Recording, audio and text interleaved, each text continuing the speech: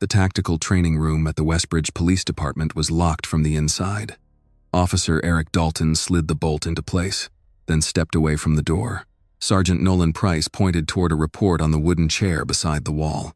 "Sign it, Williams. Once you do, tonight stays a supplemental training session." Maya Williams picked up the report and read the first paragraph. It stated that she had voluntarily requested advanced restraint training after her shift. A training code had already been entered. Price was listed as the supervising sergeant. The start time was already filled in. Only her signature was missing. She put the paper back on the chair. "I never requested this, Sergeant." Price turned to Travis Keene. "Then we do it the other way." Keene pulled a pair of steel handcuffs from his duty belt and walked toward her. Dalton shifted behind Maya and stopped between her and the locked door. Maya looked from Keene to Price. "Who created that report?" Price did not answer. "It says I requested the session," Maya continued. "I didn't." Keene stopped in front of her. "You always ask this many questions?" "When my name is going on something, yes." Price stepped closer. "You're still on probation, Williams. Your evaluations determine whether you finish field training. Sign the form, complete the exercise, and I document that you cooperated. And if I don't, I document refusal of corrective training, resistance to supervision, and failure to follow field training direction." Maya glanced toward Dalton. "You're here as a witness?" Dalton started to answer. Price cut him off. "He's observing." Maya looked at the cuffs in Keene's hand. "Who approved the use of operational restraints for this session?" "I did," Price said. "I asked who approved the training plan." Price held her gaze. "You're showing us exactly why this is necessary." Maya understood what he wanted. If she raised her voice, he could record hostility. If she walked toward the door, Dalton was already in position to say she tried to leave mandatory training. If she signed the form, she accepted a statement she knew was false. She placed her hands behind her back. "Understood, Sergeant." Price nodded. "Cuff her." Keene locked the steel cuffs around Maya's wrists. "Check the spacing," she said. Keene paused. "Do it," Maya said. "And double lock them." Price watched, while Keene checked both sides and secured the locks. "They're fine. Thank you." Price stepped back. "Move left." Maya moved left. "Too slow." She stopped.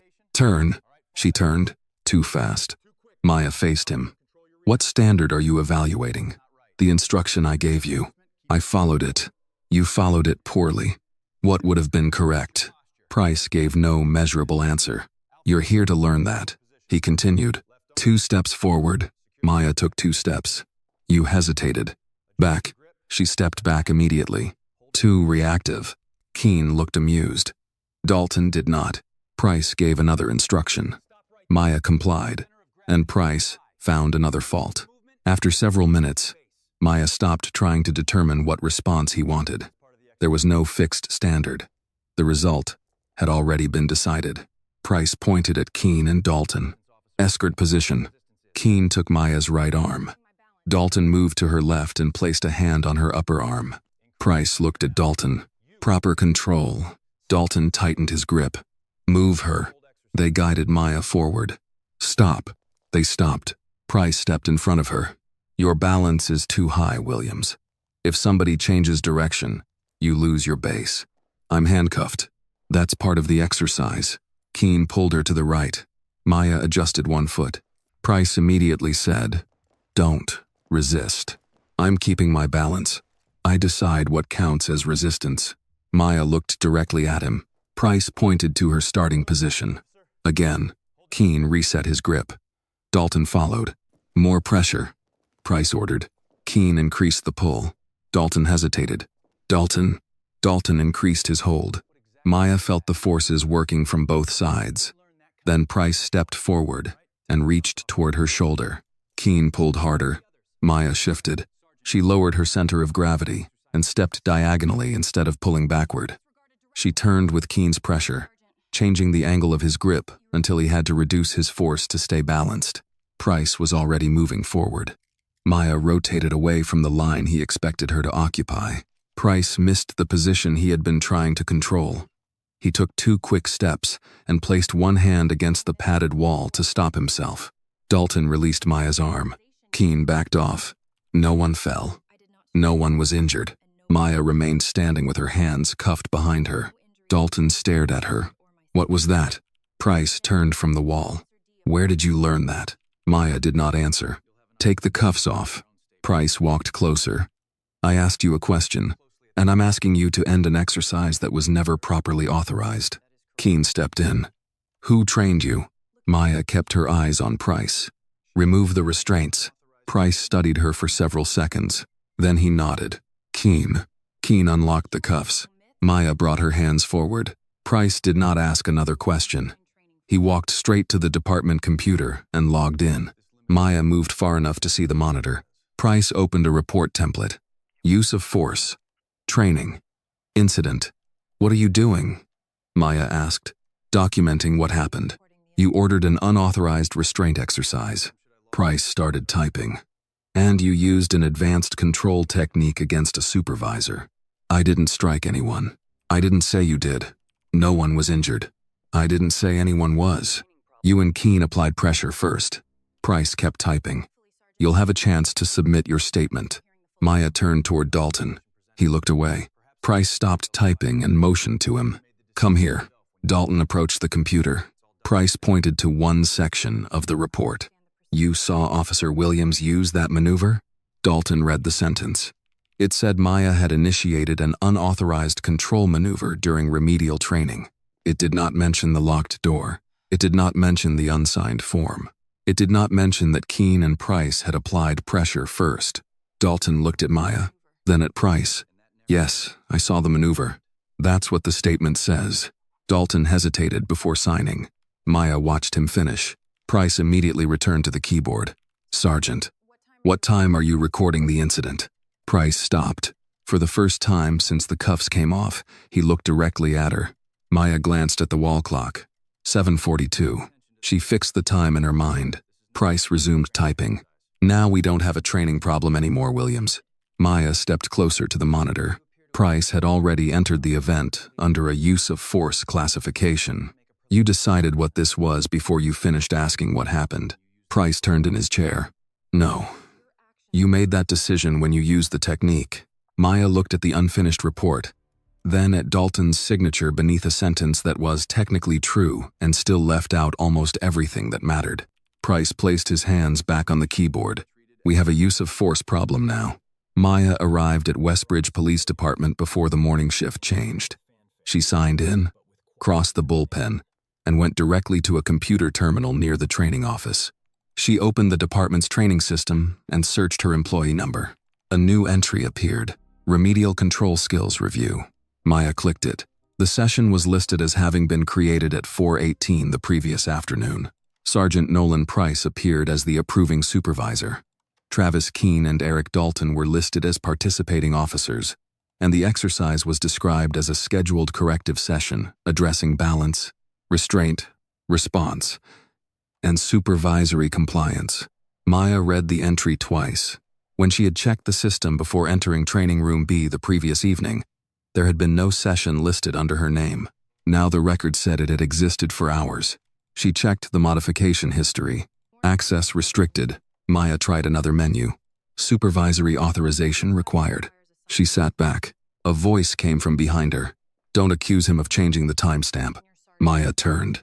Officer Leah Grant stood near the entrance to the training office, holding a paper cup of coffee.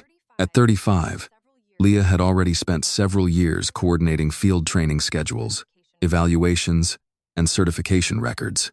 I didn't accuse anyone, Maya said. You were about to. I was reading the record. Leah stepped closer and looked at the screen. Same difference if you say the wrong thing to the wrong person. Maya closed the modification window. This wasn't there yesterday. Can you prove that? I checked before I went into the room. That proves what you remember seeing. Maya looked at her. Leah lowered her voice. Price has been doing evaluations longer than you've been in this building. If you tell professional standards he backdated something without an audit record, the first question will be whether you overlooked it. I didn't. I'm not saying you did. Then what are you saying? I'm saying don't lead with something you can't prove. Leah took a drink of coffee and nodded toward the screen. Find something outside Price's control. Before Maya could ask what she meant, Price entered the training office. Morning, Williams. Morning, Sergeant. Price stopped at the next terminal and logged in as if the previous evening had ended without incident. You received the updated observation report? Not yet. You should. Maya's inbox notification appeared less than a minute later. Price glanced at his monitor. There it is. Maya opened the report. He had not written that she assaulted anyone. He had not accused her of refusing orders. The wording was more careful than that. Officer Williams demonstrates difficulty adapting to immediate supervisory direction and exhibits a tendency to challenge instructional decisions before completing assigned tasks. Maya continued reading. During corrective skills work, Officer Williams employed an advanced control response not included in the assigned exercise. No injury occurred. Session was discontinued, pending review. Every sentence contained something that had happened. None of it explained why it had happened. Maya clicked the response field. Price looked over from his desk. Problem with the evaluation? I'm reading it. You do that a lot. Maya ignored the comment and began typing. Leah moved behind her chair, saw the first sentence, and quietly said, "Don't." Maya stopped. Price looked up. Leah immediately changed tone. Her equipment requalification date is missing from the header. I'll fix it. Price returned to his screen. Leah leaned closer to Maya. Not 3 paragraphs. Maya whispered. He left out the locked door, the false form, the handcuffs, and the fact that he started the pressure. I know, so I should let his version stand. No. Attach facts, not anger. I'm not angry. Then don't write like somebody who has to prove she isn't. Maya deleted what she had started. She entered a shorter response. I did not voluntarily request remedial training. I did not sign the acknowledgement presented to me. Operational restraints were applied during the session. No injury occurred.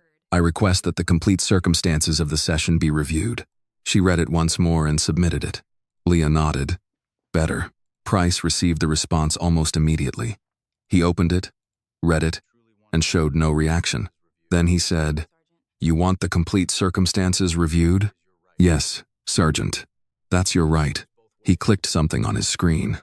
Just understand that probation works both ways.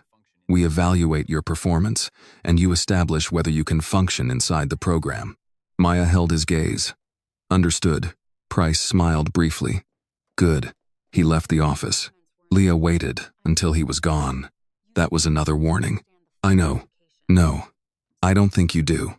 Price doesn't need to write that you're insubordinate. If enough evaluations say you hesitate, challenge direction, require extra supervision, or struggle with adaptability, the result is the same. He can end my probation. He can recommend it. Other people sign off, and they'll read his reports. Yes. Maya looked back at the screen. So, if I complain now, he says I can't accept criticism. Probably. If I wait, he says I only complained after getting bad evaluations. Leah took another drink of coffee. Now you understand the timing. Maya checked the use of force notification Price had opened the night before. It had already been forwarded into her probationary file for administrative review. The report had reached the system before she had submitted any account of her own. She opened the details. Reporting supervisor, Nolan Price. Witness, Eric Dalton. Supporting officer, Travis Keene. Trainee statement, pending. Price's version was no longer just a report in Training Room B. It had become the first official version distributed through the department. Maya reached for the small notebook she kept in her pocket. She wrote one time at the top of a blank page, 7:42 p.m. Leah noticed. What's that? The time I left the room. Is it recorded anywhere? Not yet. Leah looked toward the doorway to make sure Price had not returned. If you're going to do anything with this, don't try to prove everything at once. Maya closed the notebook. What should I prove first? Leah answered without hesitation. That the version already in your file isn't the only one. If you believe Maya deserves the chance to have the full truth heard, please like this video, comment below, and tell us where you are watching from, because someone near you may be watching this story too. And subscribe for more stories that remind us why the truth matters. By noon, Maya's breakfast sandwich was still sitting unopened beside the computer. Her probation file now contained Price's observation report, the training incident, and his account of a session the system claimed had been scheduled hours before it happened. Her own statement consisted of 4 sentences. For the first time since joining Westbridge, Maya understood that doing everything correctly would not automatically protect her. She would have to decide which facts mattered, where they were stored, and who had the power to change them. A new notification appeared on her screen. Use of force. Training incident. Formal entry accepted. Maya read it once, closed the message, and stood. Leah looked up from her desk. Where are you going? Professional standards. Leah studied her for a second, then reached for a sticky note. She wrote a name and an office number. Ask for Sergeant Claire Moreno. Maya took the note. Why her? Because she won't care whether you like Price. Maya waited. Leah added, and she won't care whether Price likes you. Maya took the stairs to the 2nd floor and followed the room numbers until she reached professional standards. The door was open. A woman in a dark department uniform sat behind a desk, reviewing a stack of printed reports.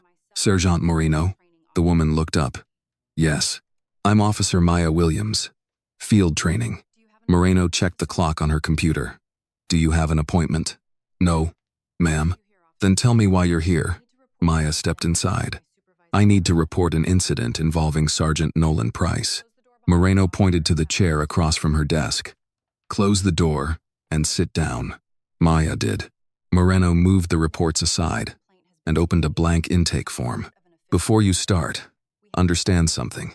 If you make a formal complaint, it becomes part of an official process. I can't promise you what the conclusion will be, and I won't assume you're right because you came here first. I understand. Good. What happened? Maya began with the previous evening. Sergeant Price brought me into training room B after my shift. Officers Keene and Dalton were there. The door was locked, and Price gave me a form stating I had voluntarily requested advanced restraint training. Moreno raised a hand. Maya stopped. What can you prove? The form existed. Do you have a copy? No. Price wouldn't let me take it. Then right now you can prove you saw a form. Yes. Can you prove the door was locked? Dalton locked it. Will Dalton confirm that? I don't know. Then you have a witness who may confirm it. Keep going. Maya adjusted her answer. Keene applied steel handcuffs. I asked him to check the spacing and double lock them. Did you resist being cuffed? No. Did anybody get hurt? No. Did you strike anyone? No. Did you kick anyone? No. Moreno typed each answer. What happened after the cuffs went on? Price gave a series of instructions. Every response was criticized. Eventually, he ordered Keene and Dalton to place me in an escort control position. They applied pressure from both sides. Price stepped in from the front. I changed my position to maintain balance. Moreno stopped typing. Changed your position how? I used a control movement, authorized in the exercise. There was no written exercise plan that I saw. That isn't what I asked. No. Price did not instruct me to use it. Did your movement cause Sergeant Price to fall? No. Did it cause injury? No. Did you continue after the pressure stopped? No. Moreno nodded. And then? Price opened a use of force training incident report. Before or after the cuffs were removed? After. Who signed as a witness? Dalton. Did you see what he signed? Yes.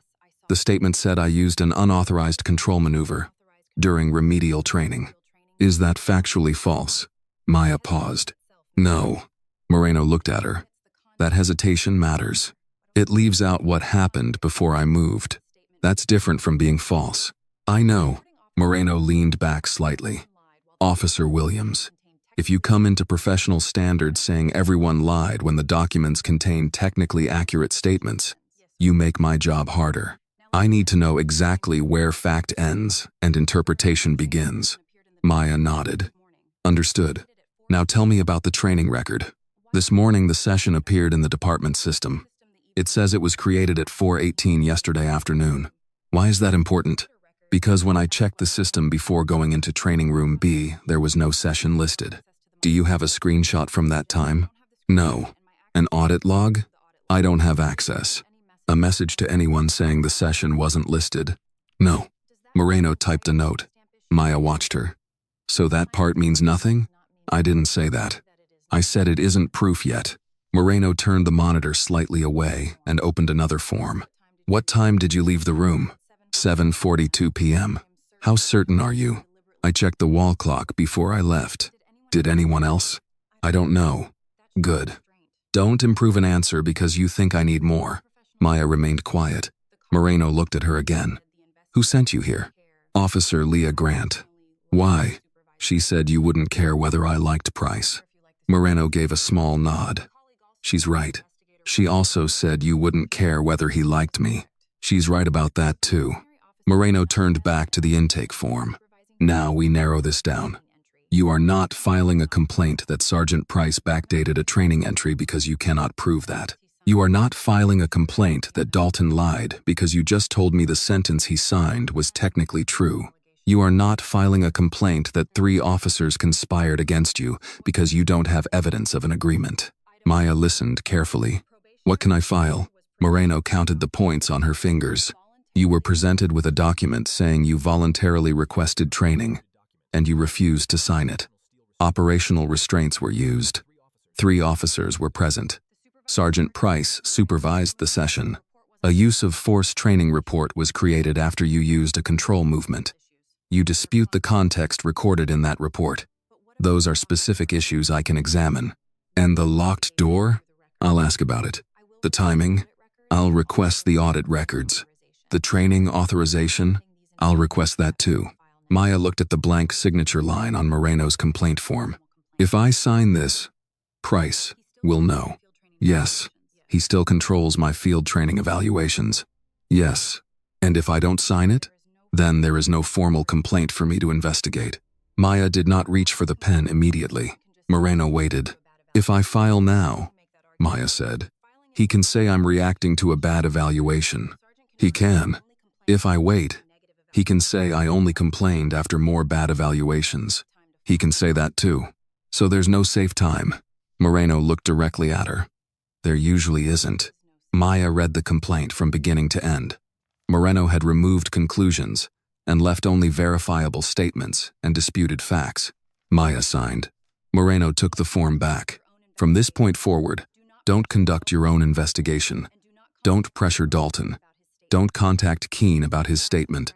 Don't access records you aren't authorized to see. What am I allowed to do? Answer my questions. Preserve anything you legally receive. Keep doing your job. Maya stood. Moreno added, and Officer Williams? Maya stopped at the door. Don't tell me what you know next time. Give me something that survives being challenged. Downstairs, Nolan Price was reading the notification when Keene entered the training office. She filed? Keene asked. Price finished the notice before answering. Yes. Keene shut the door. What do we do? Price placed the report on his desk. She chose paperwork. Keene waited. Price opened Maya's probation file. Then we win with paperwork. The next morning, Moreno sent Maya a message before roll call asking her to come upstairs after her first assignment.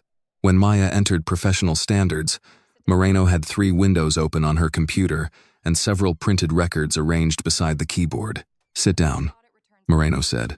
We got the first audit returns. Maya took the chair across from the desk. Moreno opened the training notification record.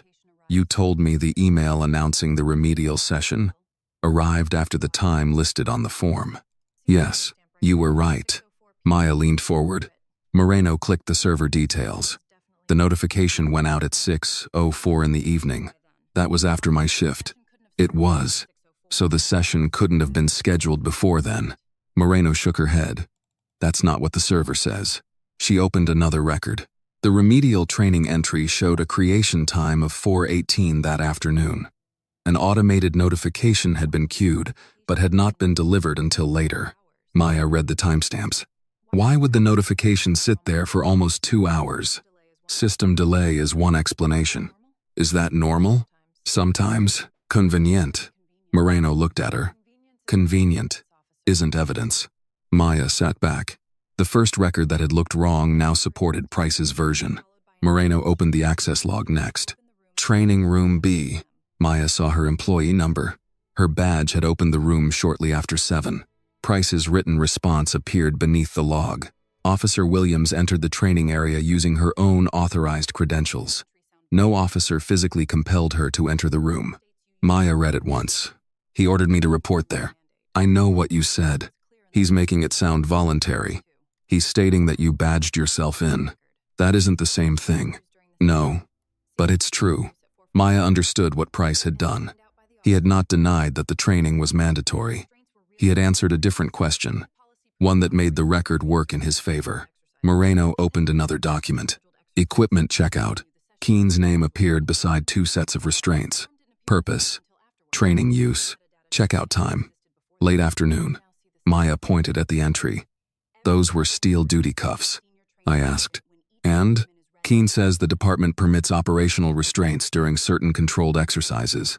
This wasn't a scheduled exercise. Price says it was. The form didn't appear in the system until after. The server says it existed before. Maya stopped. Moreno folded her arms. Do you see the problem? Yes. Tell me. Every record supports him if you read it by itself. Exactly. Maya looked again at the 3 documents. The notification had been late, but the database showed an earlier creation time. She had entered the room herself, but only because Price ordered her there. Keene had used steel cuffs, but the checkout record classified them as training equipment. Nothing had disappeared. Nothing had to. The facts had already been labeled. Moreno reached into a drawer and placed a yellow legal pad on the desk. Take it. Maya picked it up. For what? For organizing facts I've already disclosed to you. Nothing else. Moreno took a pen and drew 5 columns across the first page. Time. Event. System owner. Who can modify it? Independent source. Maya looked at the headings. Moreno tapped the page. You keep looking for one record that proves Price lied. Stop. What should I look for? Where the records came from. Maya wrote the training entry timestamp on the first line. Who owns that system? Training division, Moreno said. Who has supervisory access? Price has limited access. Grant has administrative access. Department IT has full access. Maya wrote the names. Next, she entered the room access log. Different system? Facilities. Security. Can Price modify it? Not directly. Equipment, checkout, training inventory system. Maya continued writing. Moreno watched without interrupting. When Maya finished the page, the problem looked different.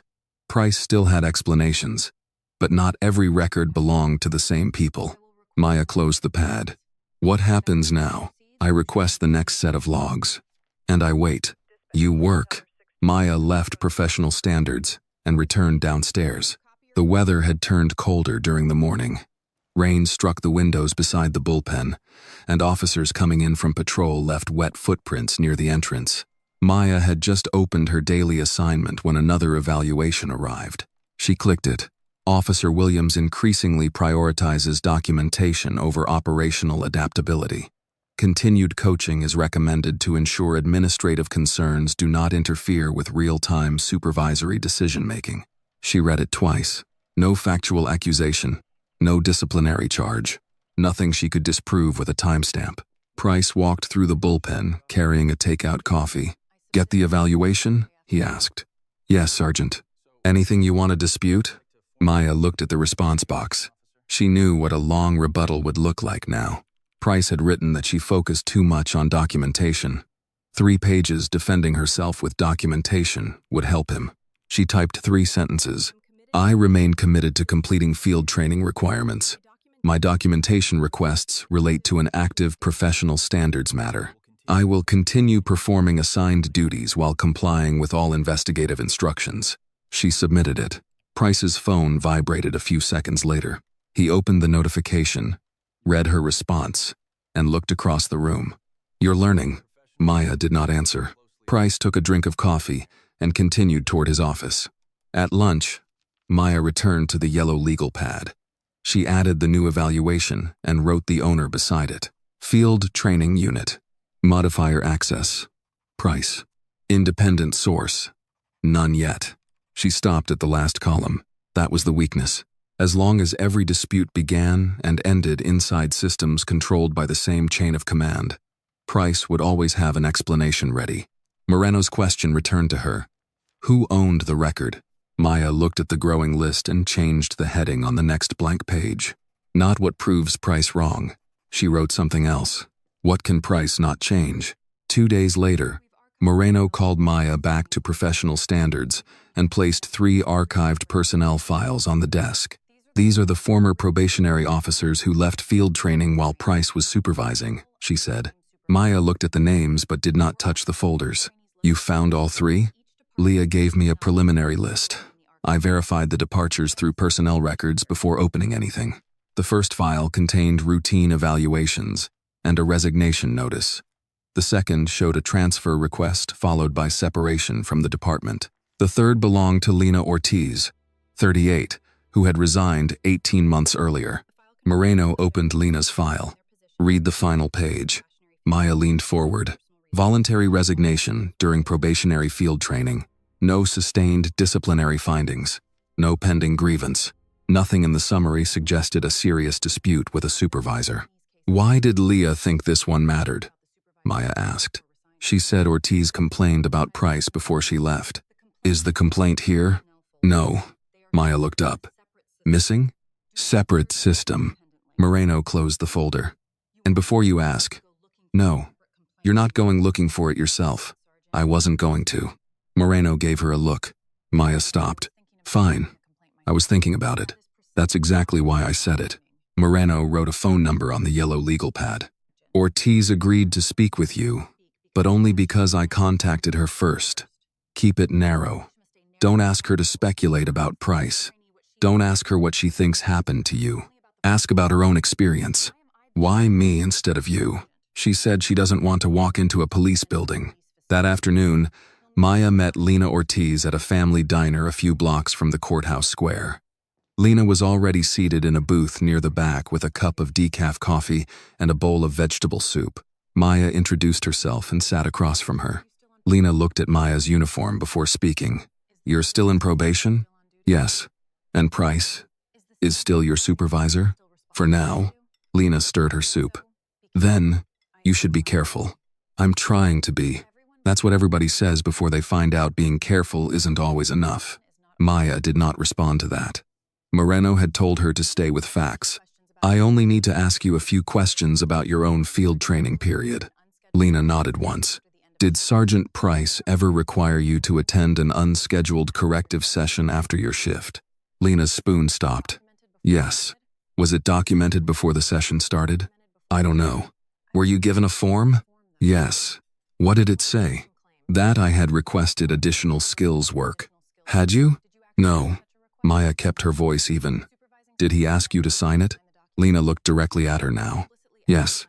The answer came without hesitation. Maya took out the legal pad Moreno had authorized for confirmed information. Do you remember what the session was called? Remedial training. Maya wrote it down. Was anyone else present? 2 officers. Do you remember their names? I remember one. Keene. Maya stopped writing for a moment. Travis Keene? Yes. Did you file a complaint? I did. What happened? Lena reached for her phone, searched for something, and turned the screen toward Maya. A photograph showed an old complaint receipt with a case number and submission date. I kept that because everything else disappeared into the system. Maya copied the number. Was your complaint sustained? No. Did anyone explain why? They said there wasn't enough independent evidence. Did you resign because of Price? Lena took a drink of coffee before answering. I resigned because of what happened after I complained. Maya waited. Lena continued. My evaluations changed. Nothing dramatic. Nothing I could prove was retaliation. I became inconsistent, then difficult to coach, then not adapting to unit expectations. Every report sounded reasonable by itself. Maya knew those phrases. She kept her expression neutral. Who reviewed your complaint? I never met him directly. The paperwork went through Harold Vance. The deputy chief? He wasn't deputy chief then. Maya wrote the name. Lena pushed her bowl aside. Listen to me, Officer Williams. If you're trying to prove Price did something wrong, don't expect one document to save you. That was my mistake. What do you mean? I kept thinking there had to be one report, one witness, one entry that would make somebody say, "There it is." There wasn't. Maya looked at her notes. "Why are you talking to me now?" Lena's answer was immediate. "Because I wish someone had talked to me." They ended the meeting without discussing Maya's incident. Lena paid for her own lunch despite Maya offering, then left through the front entrance without looking back. Maya returned to professional standards before the end of the day. Moreno already had the complaint number entered into the archive request. "It exists," she said. "Can we open it?" "We just did."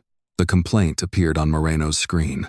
Lena had reported an unofficial remedial session, pressure to sign a training acknowledgement, and subsequent negative evaluations after she challenged the process. Disposition. Unsubstantiated. Maya leaned closer. "Who closed it?" Moreno opened the approval history. Harold Vance. Moreno searched the old files again. A second probationary officer had filed a complaint 4 years earlier about coercive corrective training. Same disposition. A third complaint, older still, described a supervisor using probationary evaluations to force compliance with unofficial training practices. Same result. Each file contained different details. The pattern did not. Maya placed her current complaint beside the 3 archived cases. 4 different officers. 4 different years. The same language appeared again and again. Remedial training. Supervisory compliance. Insufficient corroboration. Moreno sat back. "This is bigger than one room."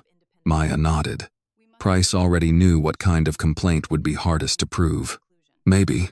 You still think that's not enough?" "I think a pattern gives me questions. It doesn't give me conclusions." Maya looked at the 3 older files. All of them passed through Vance. "Yes.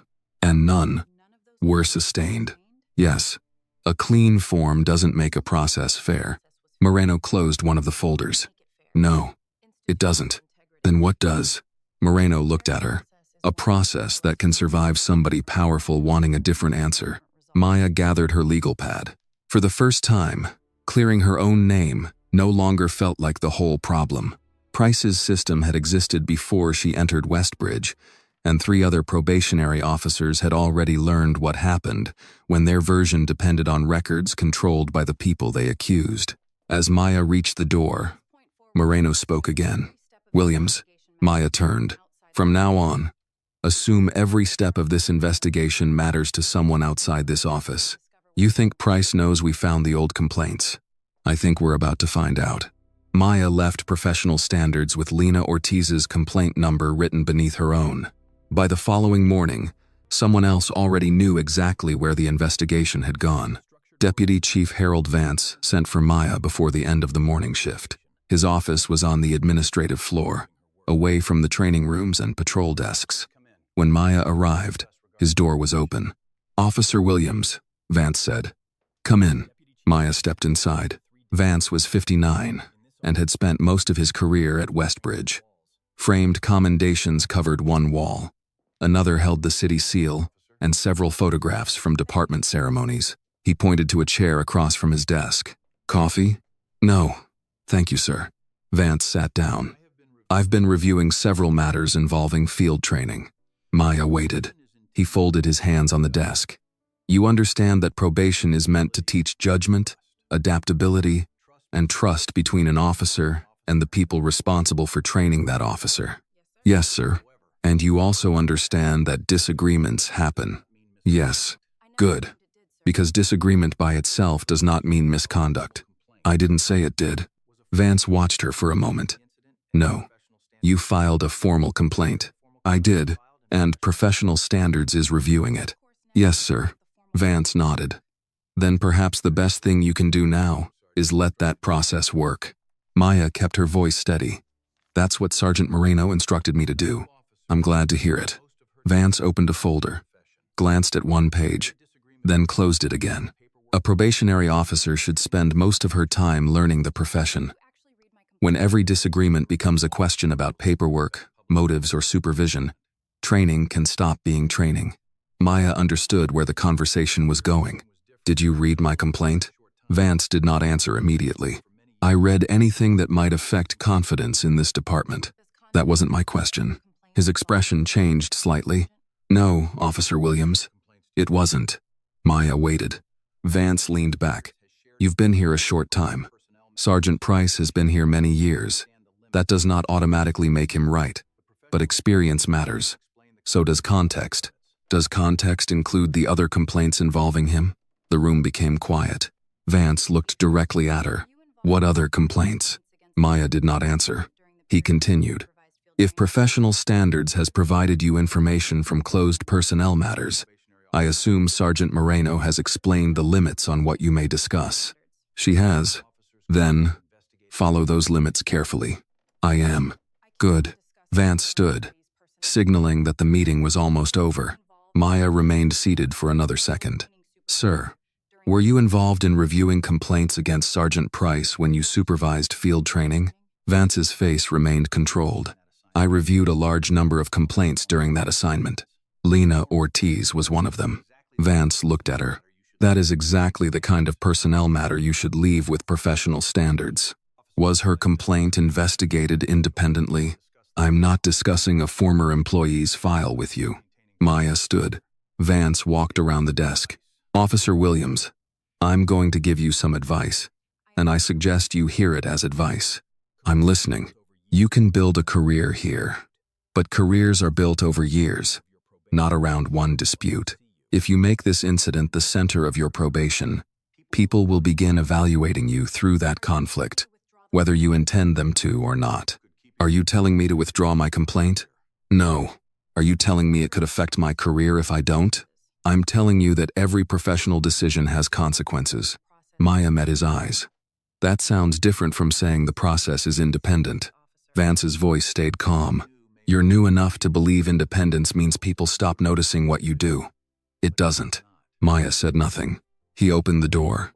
Keep doing your job, Officer Williams. Yes, sir. She left without looking back. When Maya returned to the training floor, Leah was entering schedule changes at her desk. How did it go? Leah asked. Maya stopped. How did what go? Leah looked up. Vance. Maya studied her. How did you know I met with him? People see who goes upstairs. Who told you? No one had to. Maya continued toward her desk. Leah called after her. Maya. She stopped. Be careful with Vance. Maya turned. Why? Leah lowered her voice. Because Price understands training policy. Vance understands the entire department. Maya looked at her for another moment, then sat down without answering. Her phone vibrated. A message from Lena Ortiz. Do not contact me again. Maya read it twice. A second message arrived before she could respond. City Legal contacted me this morning. They said my old complaint involves confidential personnel information, and I could create problems for myself if I keep discussing it. I'm done. Please leave me out of this. Maya immediately went upstairs. Moreno was at her desk. Did you contact City Legal about Lena Ortiz? Moreno looked up. No. Did you tell Vance I met with her? No. Did you tell anyone outside professional standards? I submitted the complaint number through the normal archive request. Why? Maya handed her the phone. Moreno read Lena's messages. Don't respond yet. Someone told legal. Possibly. Who had access to the request? Moreno turned to her computer. Archive services would see the case number. Professional standards. Depending on the file classification, command staff may receive notification that an old personnel matter was accessed.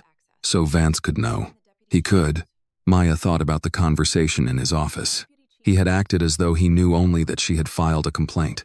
He had refused to confirm anything about Lena. That no longer meant much. Who knew I was going to meet Lena before you opened the archive request? Maya asked. Moreno looked at her. You did. Who else? Leah. Moreno stopped typing. Maya continued. She gave us the list. She knew Lena was the person I was contacting. That doesn't prove she told anyone. I know. Good. Keep knowing that. Maya looked at the yellow legal pad on Moreno's desk. What do we do with Lena now? Nothing. She asked not to be contacted. We respect that. So we lose her. We lose access to her, unless she changes her mind. Maya nodded. Though she did not like the answer, Moreno closed the archive window. You need to be very careful about what you assume from this point forward. I am. No. You're starting to suspect people. That's different. Maya looked at her. What if somebody really is passing information? Then suspicion won't prove it. Maya already knew the rest. She needed something that could survive being challenged.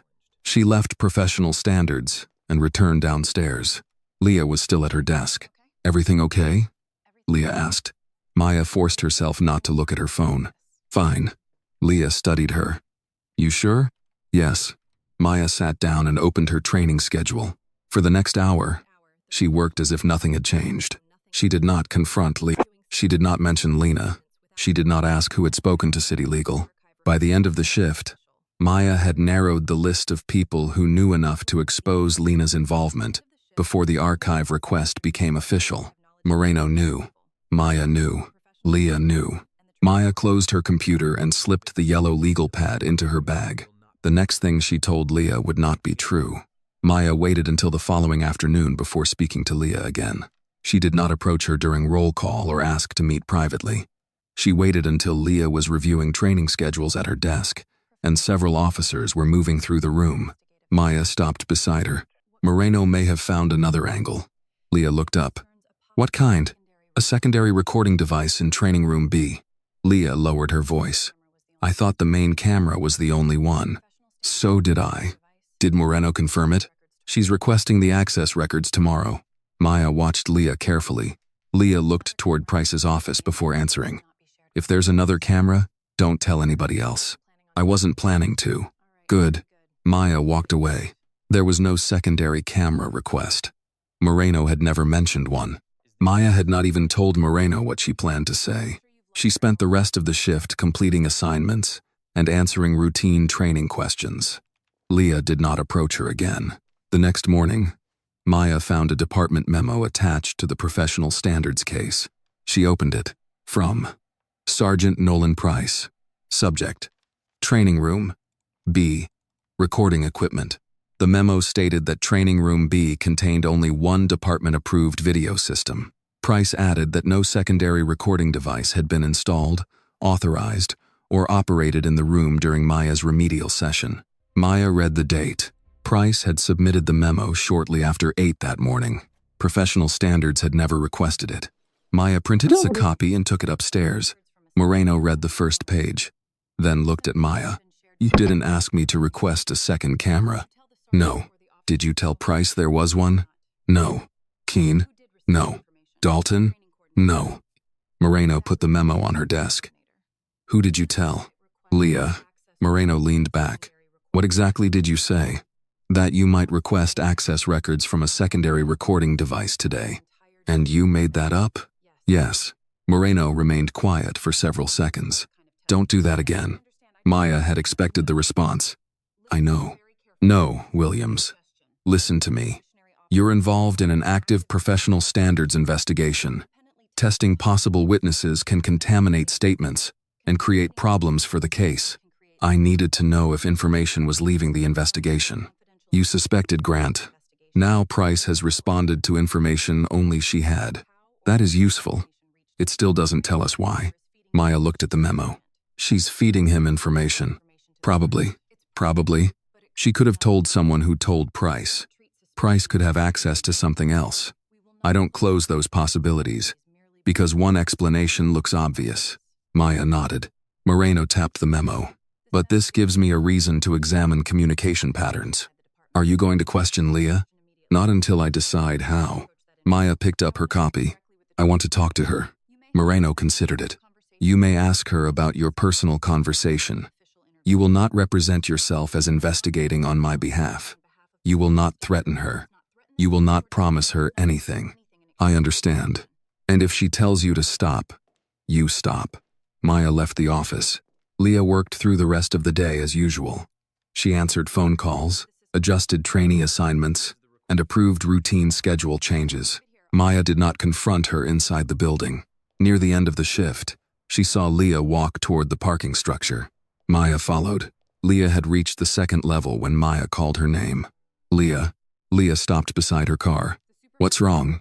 Maya held up the memo. Price filed this morning. Leah looked at the first page and gave it back. So, professional standards never asked about a second camera. Leah did not respond. I never told Price about one. Maya continued. I never told Keene. I never told Dalton. Leah looked toward the stairwell. Maya stepped closer, but kept several feet between them. The only person I told was you. Leah folded her arms. What are you saying? I'm asking why. Price answered a question nobody asked. You think I ran straight to him? I think information I gave you reached him. Leah shook her head. Maya, this place has no secrets. This one was. Leah looked away. Maya waited. Finally, Leah said, You shouldn't have tested me. You shouldn't have given him the answer. Leah's expression tightened. You have no idea what you're dealing with. Then tell me. I have been trying to help you. By telling Price where I'm going. I gave you Ortiz. And then someone warned legal. I gave you the complaint pattern. And Price knew what Moreno was checking before she checked it. Leah did not deny it. Maya lowered her voice. How long? Leah walked to her car door, but did not open it. Price has something from my file. What? A disciplinary issue from years ago. What kind? It doesn't matter. It matters if he's using it against you. Leah turned toward her. I approved a training certification before all the documentation was complete. The officer had passed the required work, but I signed the final verification early because there was pressure to fill the assignment. Was anyone hurt? No. Was it investigated? Internal review. Written counseling. Closed. Then how is Price using it? He has copies of emails that weren't included in the final review. Maya waited. Leah continued. If he pushes for the matter to be reopened, I could lose training coordinator. If they call it dishonesty instead of bad procedure, it could affect my pension calculation, my health benefits, everything I've spent years building. So he told you to report on me. He told me to keep him informed about anything that could disrupt field training. That means me. It became you. What did you give him? Leah hesitated. Names. Lena Ortiz. Yes. Moreno's requests? Some. Which ones? Training records. Maintenance questions. Witness contacts. Maya took a slow breath. Leah stepped closer. I was trying to manage him. You were helping him prepare. I knew how Price reacts when he feels cornered. If I gave him enough information, I thought I could keep him from doing something worse. You let him know where I was standing every time I moved. I was also the one telling you where to look. And then you told him I was looking. Leah's voice rose slightly. You think I had a good option? You had choices. Easy for you to say. You're 33. You can start over somewhere else. Maya's expression changed. So that's what you think this is? Something I can just restart. I'm saying I have 19 years in this system, and that gives Price 19 years to hold over you. Leah said nothing. Maya continued. You kept calling this survival. What would you call it? Fear. Leah looked at her. Sometimes there isn't a clean choice, Maya. I know. Leah waited. Maya put the memo back into her folder. But that doesn't make the dirty one loyalty. She turned toward the stairwell. Maya. Maya stopped. I did try to help you. Maya looked back. I believe you. Leah seemed surprised. That's what makes it worse. Maya left her standing beside the car. By the time she reached the first floor, she had made one decision. She would continue cooperating with Moreno. She would continue documenting what she was legally allowed to document. But she would no longer tell Leah what came next. Price had spent days staying ahead of Maya because someone close to the investigation had been showing him the route. That advantage was over. The counter-complaint. The next morning, Maya was halfway through reviewing her assignment sheet when a notification appeared on her department account. Formal personnel complaint received. She opened it. The complainant was Sergeant Nolan Price. The allegation stated that Officer Maya Williams had conducted an unauthorized inquiry into confidential personnel and training matters while she was the subject of an active professional standards investigation. Price cited her contact with Lena Ortiz, questions involving training records, and attempts to identify information outside her assigned duties. Maya read the document once, closed it, and went upstairs. Moreno already had a copy on her desk. I was about to call you, she said. He filed against me. Yes, for talking to a witness. You authorized me to contact? That isn't how he wrote it. I noticed. Moreno pointed to the chair. Maya sat. He's combining several things, Moreno said. Your contact with Ortiz, your questions about records, and whatever happened between you and Grant. Leah was passing information to him. I know what you told me. And his response is to accuse me of investigating him. His response is to create a procedural issue. Maya leaned forward. Am I in violation? Not based on what I've reviewed so far. But from this point forward, you stop gathering information yourself. Maya stared at her. I've been following your instructions. I know. Then why am I the one being restricted? Because now every contact you make gives Price another opportunity to argue that you're interfering with the process. So I do nothing. You do your job. You answer my questions. You preserve anything you legally receive. You do not approach witnesses, request records, or test anyone else. Maya understood the reference to Leah. I won't. Moreno closed Price's complaint. Maya remained seated. What if he knows what you're requesting before you request it? Moreno looked at her. Then I change how I request it. That answer stopped Maya. Moreno turned to another file. I'm interviewing Dalton again today. You think he'll talk? I think he'll answer questions. That isn't the same thing. No, it isn't. Several hours later, Dalton sat across from Moreno in the interview room. Maya was not present, but Moreno called her back afterward. He confirmed the three of you were in training room B, Moreno said. He confirmed the cuffs were used. He confirmed nobody was injured. And the purpose of the session? He says he understood it to be remedial training. Who told him that? He doesn't remember. Maya looked at Moreno. He remembers locking the door, but not who told him why we were there. He remembers Price describing it as corrective instruction. He doesn't remember the exact words. What about the cuffs? He doesn't remember who suggested using them. What about Price telling them to increase pressure? He remembers pressure being used as part of the exercise. Maya sat back. He's protecting himself. He's being careful. He was standing 6 feet away. Moreno nodded. Careful people can remember very little when remembering becomes expensive. Did he say I attacked Price? No. Maya waited. He said you used an advanced control movement, and Price lost position. That's true. He also said you stopped immediately. That's true too. Then that part helps you. It doesn't explain why I had to move. No. Maya knew what Dalton was doing. He was not giving Price a complete lie. He was giving Moreno small pieces of truth without connecting them. Nothing he said could easily be disproved. Nothing he said required him to choose a side. When Maya returned downstairs, the change in the precinct was subtle. A conversation near the lockers stopped when she walked past.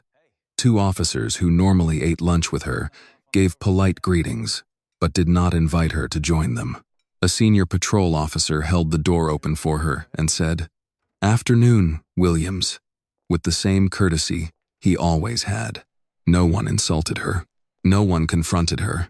They simply created distance. At lunch, Maya sat alone with a packaged salad and a cup of coffee that had already gone cold. Across the room, Keene laughed at something another officer said. Price was nowhere in sight. Maya preferred that. Near the end of the shift, Price appeared beside her desk carrying a single form. He placed it next to her keyboard. Maya read the heading, Probationary Extension Review. The signature fields were blank. The recommendation section was also blank. She looked up. Is this being filed? Not today. Then why is it on my desk?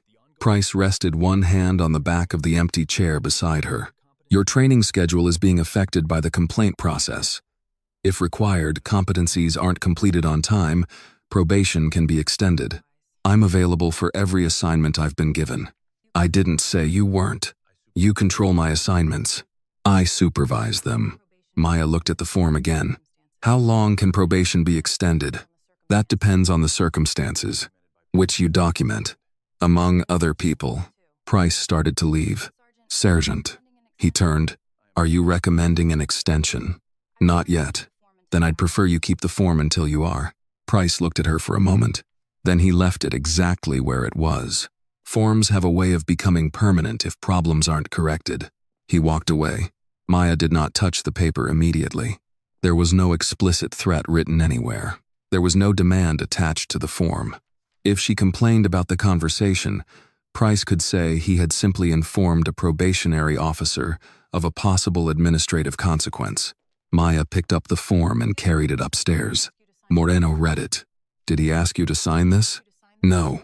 Did he say he was filing it? No. Did he threaten to extend you if you continued the complaint? No. Moreno placed the form on the desk. Maya gave a short, tired breath. That's the point. I know. He knows exactly how far to go. Yes. And exactly where to stop. Moreno looked at Price's complaint, Dalton's statement, and the unsigned extension form. People like Price rarely depend on one action, she said. They depend on the pattern looking harmless one piece at a time. Maya looked at the papers. So how do you prove the pattern? You keep looking for something he didn't prepare for. Moreno's computer sounded with a new records notification. She opened it. Her expression changed. What? Moreno read the message again. A text record from Keene's department phone. Maya stood. Moreno turned the screen toward her. The message had been sent to Price before the locked room session. She read it aloud. She doesn't know we're keeping her after shift, right? For the first time since Price filed the complaint against her, Maya saw a piece of evidence that did not require anyone to remember what had happened. Moreno opened the full message record and checked the timestamp against the training room entry. The text from Keene had been sent before Maya was told she would be staying after shift. She doesn't know we're keeping her after shift, right? Moreno printed the message and added it to the case file. Maya read it again. That contradicts the voluntary training form. It contradicts the idea that you requested the session in advance. And Price knew. It appears so. Is that enough? Moreno did not answer immediately. It's enough for me to escalate the review. By early afternoon, Nolan Price was ordered to surrender his supervisory access while professional standards examined the new evidence. He was not suspended from the department, but he was placed on administrative leave from field training duties. Keene was removed from all trainee assignments pending review. Word spread through the building before the official notice reached everyone. Maya heard it in pieces. Price was out. Professional standards had found something. Keene had lost his training role. No one knew the details. Maya kept working. She did not discuss the message with anyone outside Moreno's office. She did not respond when another probationary officer quietly asked whether Price had finally gone too far. By the end of the shift, her daily assignment had been completed without another negative evaluation.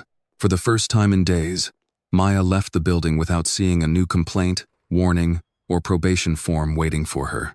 She stopped at a small neighborhood grill on the way home and ordered meatloaf, mashed potatoes, and green beans. She had eaten only part of her lunch that day and realized she was actually hungry. Her phone rang before the server brought the check. Moreno. Maya answered immediately. What happened? Come back in tomorrow morning before roll call. Maya straightened in the booth. Did Price respond? Yes. To the text? The union responded for him. Maya waited. Moreno continued. They produced the complete message thread. The relief Maya had carried out of the precinct disappeared. What was before Keene's message? I'll show you in the morning. Does it change what the message means? It gives Price an explanation. Maya looked down at the food she had been about to finish. Is it a good explanation? It's one the department has to consider. The next morning, Maya reached professional standards before 7. Moreno already had the full thread displayed on the monitor. She pointed to the first message. Price had written, Mandatory skills assessment. Don't warn her early. I want natural response. Several minutes later, Keene replied, She doesn't know we're keeping her after shift, right? Price answered, Correct. Maya read the 3 messages twice. So now, he says it was a surprise assessment. That's the position. There was no approved assessment. That issue is still open. The form said, I requested the session. Yes, he can't have it both ways. Moreno tapped the screen. That's the strongest problem for him. But this text no longer proves, by itself, that the session was created only to trap you. He told Keene not to warn me. He says that was to prevent rehearsal. That's convenient. Moreno looked at her. Maya corrected herself. I know. Convenient isn't evidence. Good. What happens to Price now? His administrative leave from field training was based on the apparent contradiction in the message. With the full context, command staff has decided that specific basis is not strong enough to keep him out. Maya stared at her. He's coming back? Limited duty. No direct evaluation authority over you while this complaint remains open. That's temporary. Yes. And Keen? Also returning to regular duty, but not trainee supervision for now. Maya stood and walked to the window, then turned back. The text was real. Yes. It showed he knew I didn't know about the session. Yes. And now it helps him because he wrote one sentence before it. It doesn't help him, Moreno said. It changes what we can prove from it. Maya returned to the desk. That's what he keeps doing. Doing what? Every record gives us one fact. And then there's always another document waiting to define what that fact means. Moreno nodded. That's why context matters. Only he keeps getting the first chance to create it. Moreno closed the message window. Then we stop expecting one text to carry the whole case. Maya sat down again. For several seconds, neither of them spoke. Moreno finally said, "There's still a contradiction between the voluntary request form and the surprise assessment explanation. So we use that. We add it to everything else." Maya looked at the growing case file. Nothing is ever enough by itself. No. Does that bother you? Yes. Maya had not expected the answer. Moreno continued. But an investigation isn't supposed to feel satisfying while it's happening. It's supposed to survive people trying to tear it apart. Later that morning, Price returned to the precinct. He did not announce himself. He walked through the bullpen, greeted two senior officers, and entered the training office. Maya saw him from across the room. He saw her too. Neither spoke. A few minutes later, he passed her desk on the way to a meeting. Maya expected a comment. Price gave none. That silence told her he understood the same thing she did. The investigation was no longer about the text. The text had failed to finish the case. At lunch, Maya opened the yellow legal pad and added the message thread to her timeline. Under the column marked Independent Source, she wrote, Municipal Device Record. Then under Meaning, she started to write, Proves Price planned the trap. She stopped and crossed it out. She replaced it with, Proves Price planned an undisclosed after-shift session. That was narrower. It was also harder to challenge. Moreno had been right about one thing. The message had not become false. Only Maya's first interpretation of it had been too large. Before returning to duty, she added one more note beneath it. Do not ask what evidence seems to prove. Ask what it proves even after the other side answers. That afternoon, Moreno sent another records request. This one concerned Training Room B's camera system. Maya saw the notice appear in the case portal and did not contact Leah, Dalton, Keen, or anyone else. The request went directly to the department's technical unit. Several hours later, the preliminary response came back. The camera had not recorded the session. Status: maintenance mode. Moreno received the maintenance records the next morning. She called Maya upstairs before forwarding anything to command staff. The camera didn't fail during your session, Moreno said. It had already been placed in maintenance mode. How long before? 36 hours. Maya looked at the work order on the screen. Training Room B camera. Intermittent signal review. The request had been submitted through the department's technical system and assigned to a city contractor. Price's name did not appear anywhere on it. Who requested the work? Training administration account. Who can use that account? Several people. Price? Yes. Leah too. 2 administrative specialists. Technical staff. Maya read the ticket again. So we can't tie it to him. Not from this record. Was the camera physically broken? The technician says the unit showed intermittent feed issues during testing. Did he turn it off? He placed it in maintenance mode while waiting for replacement parts. So whoever planned that session knew the camera wouldn't record. Moreno closed the technician's statement. That's possible. It's not established. Maya looked at the date again. 36 hours. I saw it. He didn't prepare that room after I refused to sign anything. Someone prepared it before I even knew I was staying late. Moreno nodded. That's what makes the timing relevant. Maya waited for the next record. Moreno did not move. There's more, Maya said. Yes. Moreno opened a scanned document. The heading read, Remedial Training Acknowledgement. Maya recognized the layout immediately. Then she saw the initials beside the consent paragraph. M.V. She leaned closer. I didn't initial that. Look carefully. I am. Are those your initials? They look like mine. Moreno opened a second document beside it. A routine equipment inspection packet from the morning before the training room incident. The same initials appeared beside several completed checks. Maya compared them. The angle of the W was identical. The spacing between the letters was identical. Even the slight upward stroke at the end matched. They copied them. That's what I'm trying to determine. I never initialed the acknowledgement. I believe that's your statement. I need to establish how the mark got there. Moreno enlarged the scanned page. The document examiner says the initials weren't recreated by hand. They came from an existing captured image. Maya looked at her. From the equipment packet? Possibly. The packet used a digital form system that stores signatures and initials temporarily while the file is assembled. Who had access? Training administration. Maya exhaled slowly. Again. Yes. Same group. Approximately. Price. Leah. Administrative staff. Yes. Maya pointed at the acknowledgement. This is stronger than the camera record. It's more serious. Because somebody used my initials. Yes. Then why do you sound like we still have a problem? Because I can show the mark was reused. I cannot yet show who reused it. Maya stood and walked to the side of the office. They don't need to prove I signed it. No. They just need enough uncertainty that the board can say nobody knows what happened. Moreno said nothing. Maya turned back. And Price doesn't need to win the complaint anymore. Moreno looked at her. What do you mean? He needs to make me difficult to keep. Before Moreno could answer, her computer chimed.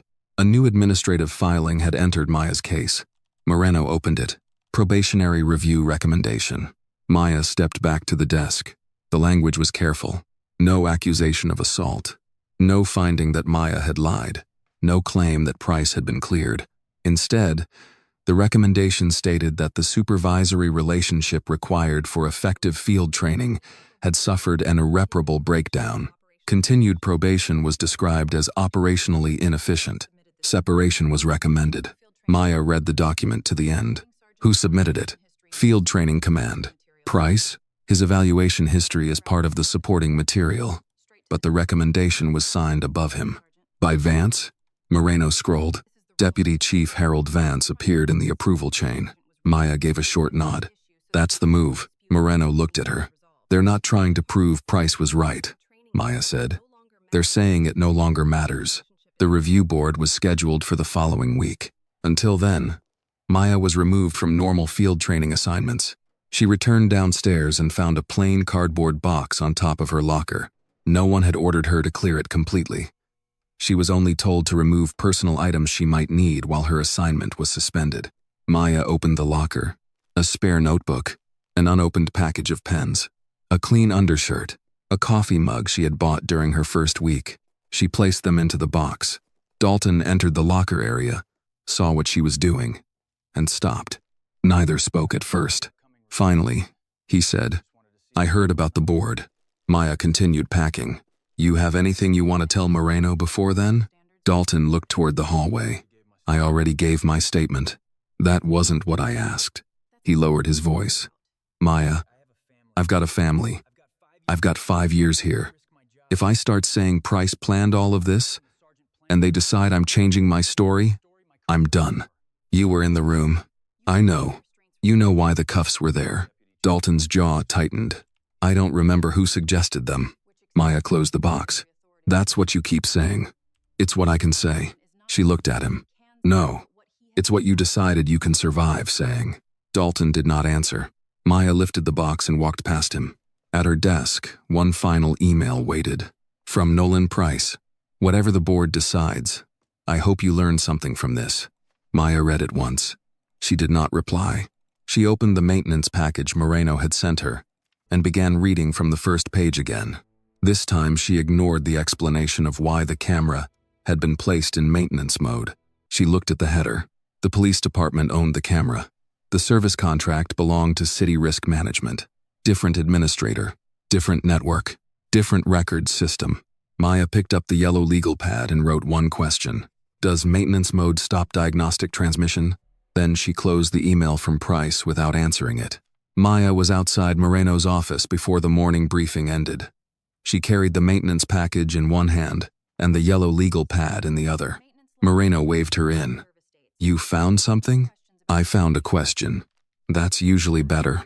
Maya opened the package to the service contract page and pointed to the provider line. Westbridge Police owns the camera system, but City Risk Management holds the service contract. Moreno read the line. Correct. Who receives diagnostic data when a unit is in maintenance mode? I don't know. Does Department IT? Usually. Only Department IT? Moreno looked at the page again. Maya continued. The technician didn't disconnect the camera. He changed its status to maintenance. Those aren't the same thing. Moreno turned to her computer. You think it could still have been communicating with the vendor?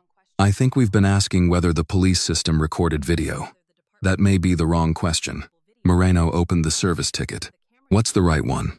Whether the device sent anything anywhere else. Moreno found the vendor contact information. Maya stopped her before she picked up the phone. Don't ask Department IT first. Moreno looked at her. If Price had access to training administration and Vance has already been monitoring evidence requests, asking inside the department gives them advance notice. Moreno nodded once. Fair.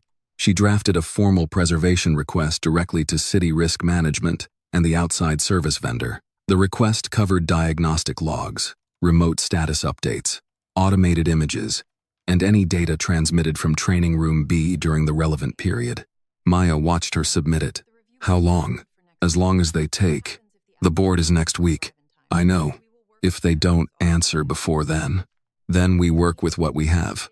Maya closed the legal pad. Moreno pointed at it. And you do not call the vendor yourself. I know. I'm saying it anyway. Maya returned downstairs. Without field assignments, she spent most of the day completing administrative work under temporary supervision. Price remained on limited duty and no longer evaluated her directly, but his reports were still in her probation file. Around noon, Dalton passed her desk. He slowed, then stopped. You hear anything about the board? Nothing new. He nodded. Maya looked at him. Moreno may call you again. His expression tightened. I already talked to her. You told her what you were willing to say. Dalton glanced toward the hallway. I told her what I remember. Maya held his gaze. He left without answering. That afternoon, Leah sent Maya a routine scheduling message. Nothing personal. Nothing about Price.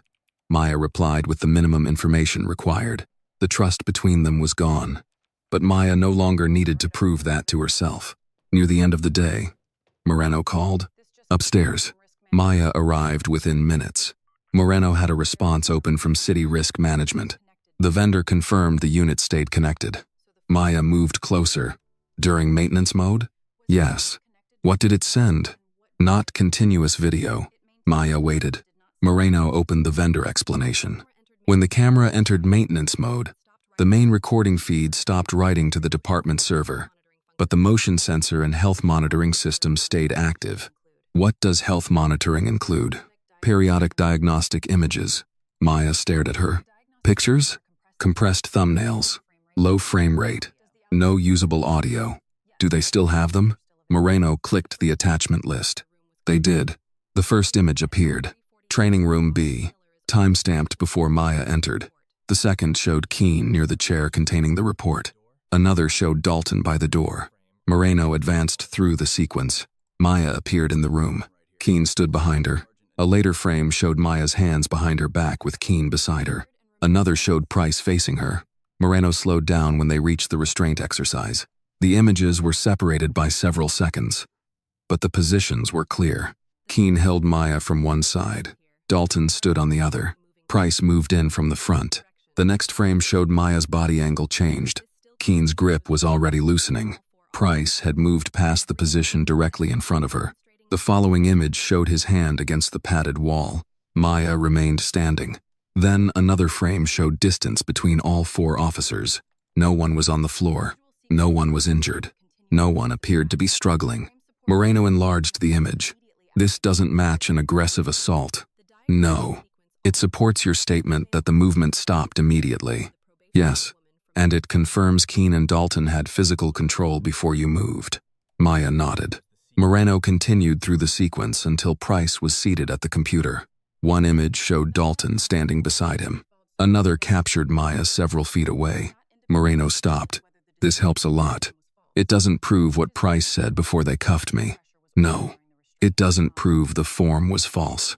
No. It doesn't prove why he ordered more pressure. No. Moreno looked at her. You're getting better at ruining my good news. Maya almost smiled.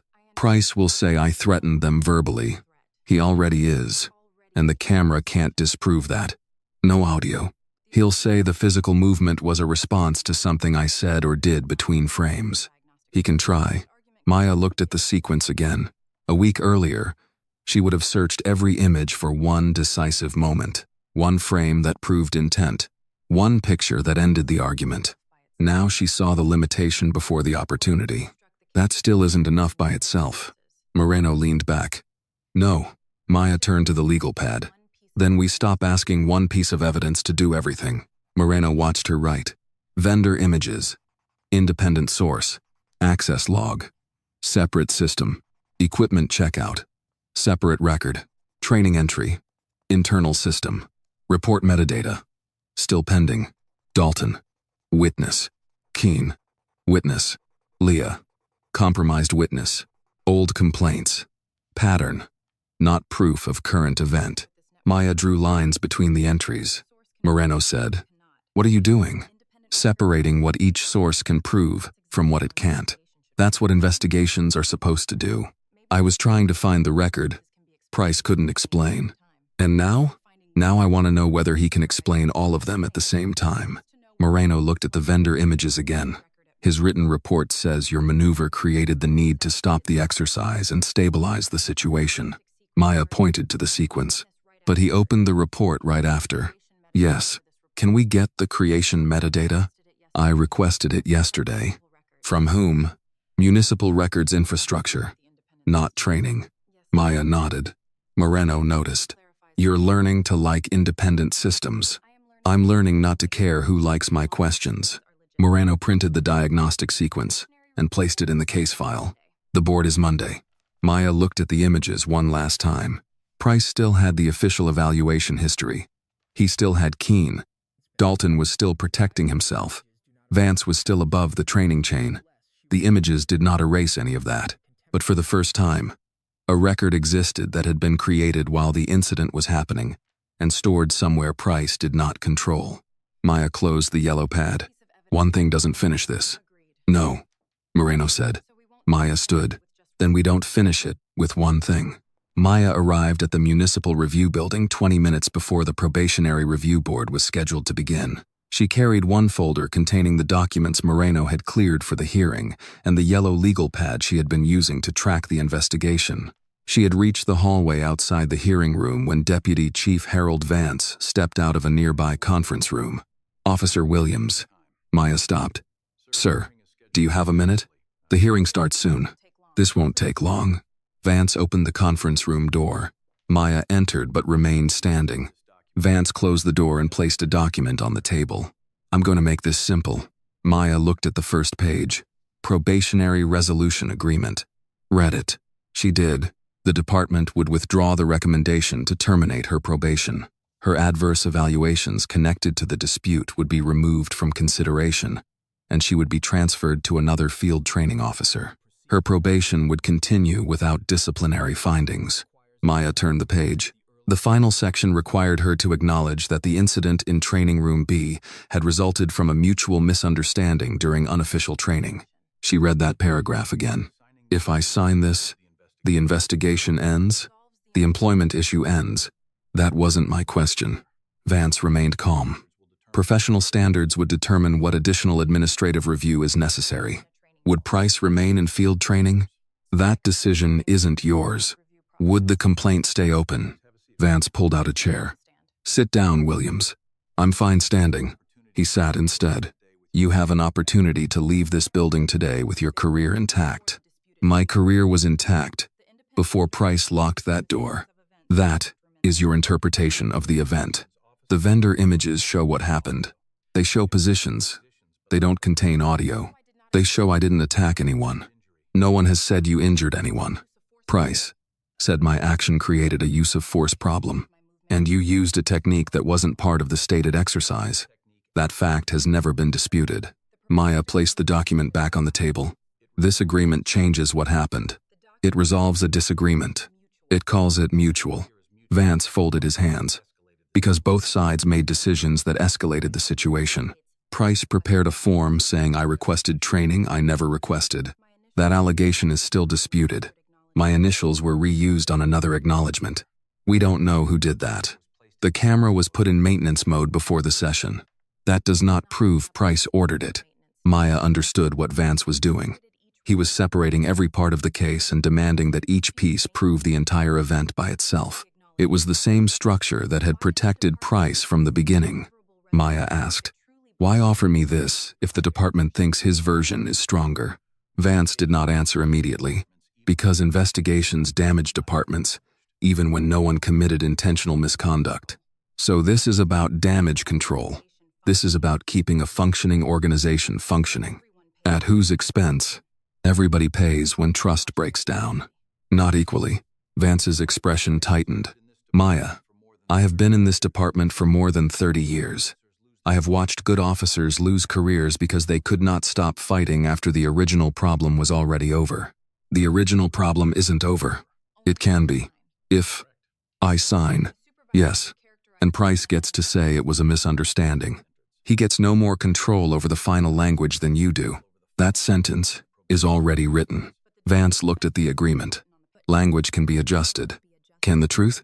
He did not respond. Maya picked up the document again and read every line from the beginning.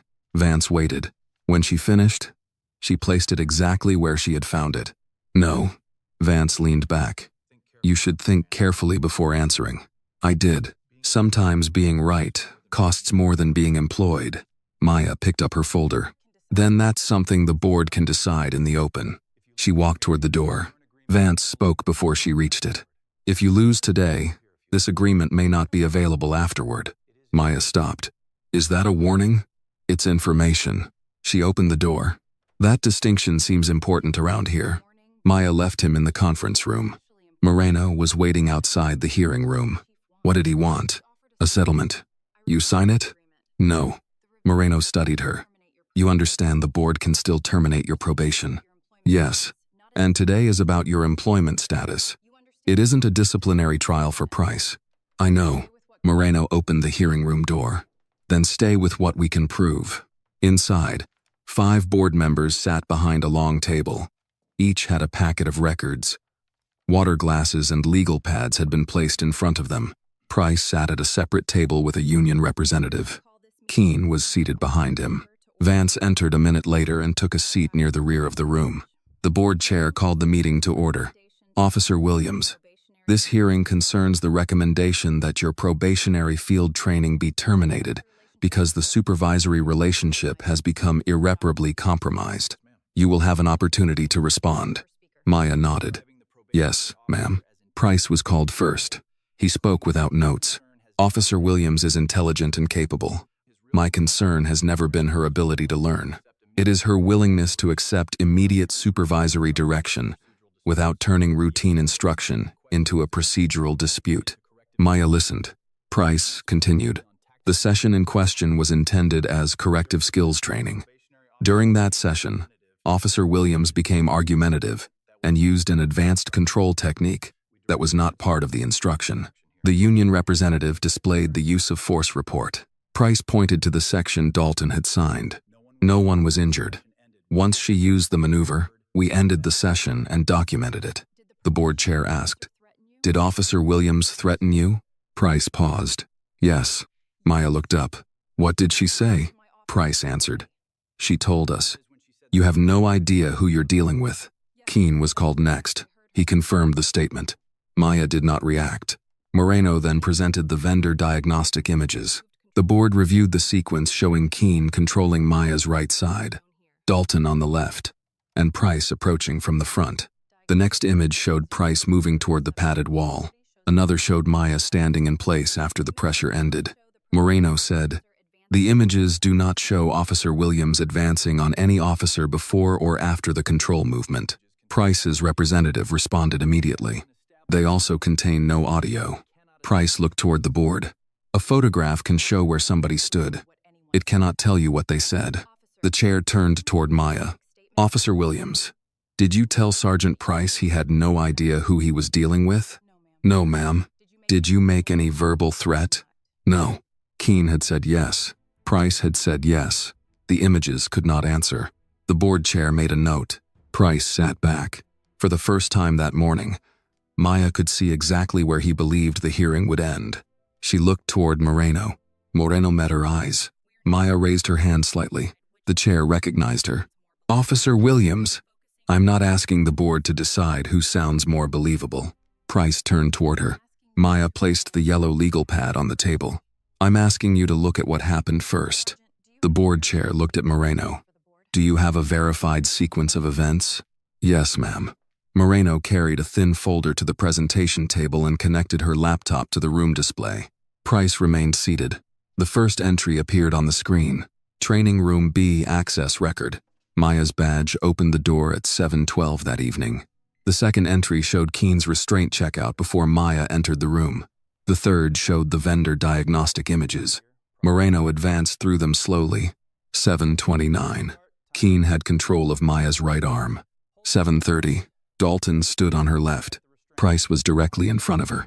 7:31. Maya changed position. Price moved toward the padded wall. 7:31, and several seconds later, Maya was standing still. Keene and Dalton had released pressure. Moreno changed the display. Now we look at Sergeant Price's report. The metadata appeared. Price shifted in his chair. The board chair leaned forward. "Creation time?" Moreno pointed to the record. 7:26.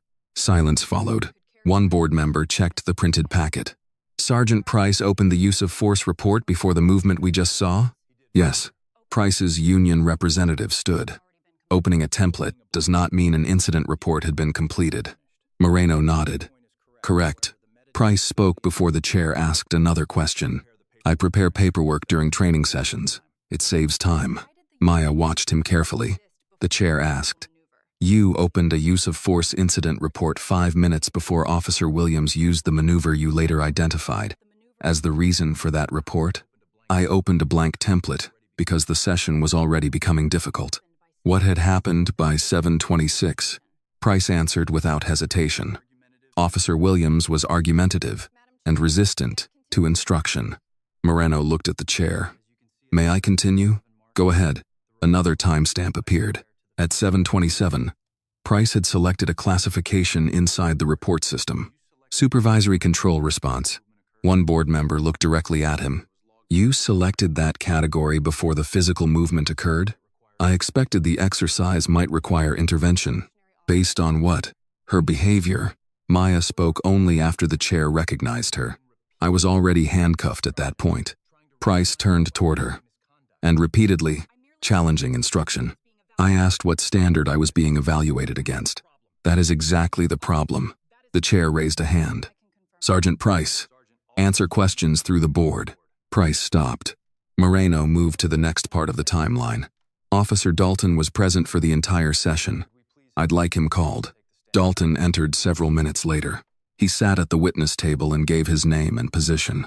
Moreno began with facts that required no interpretation. "Did you lock Training Room B from the inside?" Dalton looked briefly toward Price. "Yes." "Were the restraints already in the room?" "Keene had them. Before Officer Williams refused to sign the acknowledgement?" "Yes." "Was Sergeant Price's laptop open during the exercise?" "Yes." "Did you see him begin typing before Officer Williams used the control movement?" Dalton hesitated. Moreno waited. "Yes."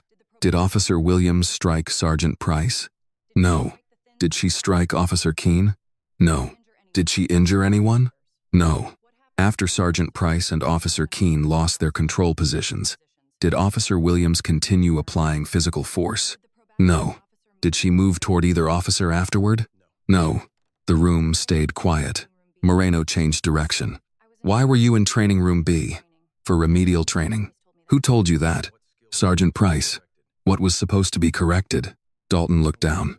Moreno waited again. I don't know. You were asked to participate in a physical training session without knowing what skill was being corrected? Dalton rubbed his thumb against the edge of the table. It wasn't explained like that.